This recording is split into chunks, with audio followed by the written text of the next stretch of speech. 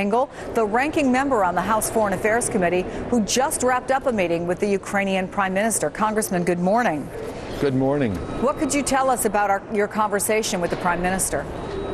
Well, it was very upbeat. It was very positive. He relies a lot on the United States. He's looking to us for support. He said that no country can give the kind of support that the United States could give, and feels, as I do, it's very important to stand up to Putin and let him know that this kind of aggression is not going to be rewarded or tolerated.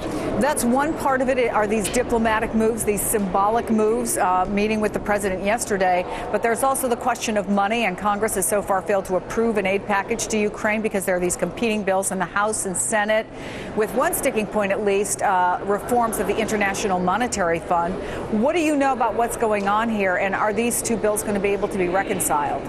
Well, they better be reconciled, and I suspect they will be reconciled. Aid to Ukraine needs to come quickly, and we cannot let it get bogged down in an internecine fight between the House and the Senate. We have lots of aid to provide. The European Union has lots of aid to provide, and I'm very concerned that we send an unequivocal message that we are really willing to put our money where our mouth is. Let me play for you what Secretary Kerry said in his testimony to Congress yesterday. It can get ugly fast if the wrong choices are made. And it can get ugly in multiple directions. And we have a live picture of Senator Kerry, or obviously Secretary of State Kerry, now. But what are your concerns now? What are your overriding concerns? Because one of the questions that I've had, and I've gotten some different answers from members of Congress, is about urgency. How quickly, for example, do these bills, competing bills, need to be reconciled? How urgent do you feel that action is?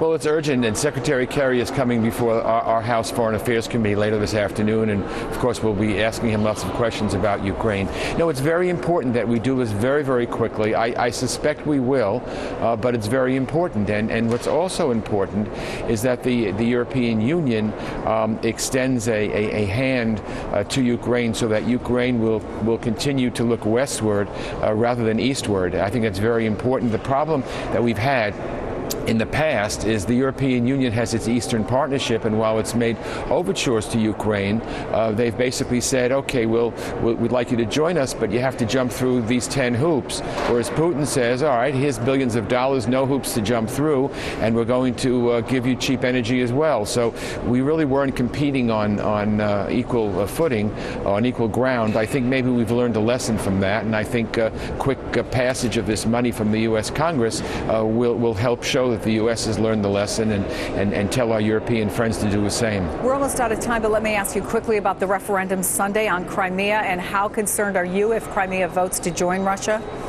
Well, that's a done deal. Crimea is going to vote that way. We reject the vote. We reject the whole referendum. You know, Putin better watch his step, because there are lots of parts of Russia, Chechnya, and some of the parts of Russia where you have the radical Muslims there.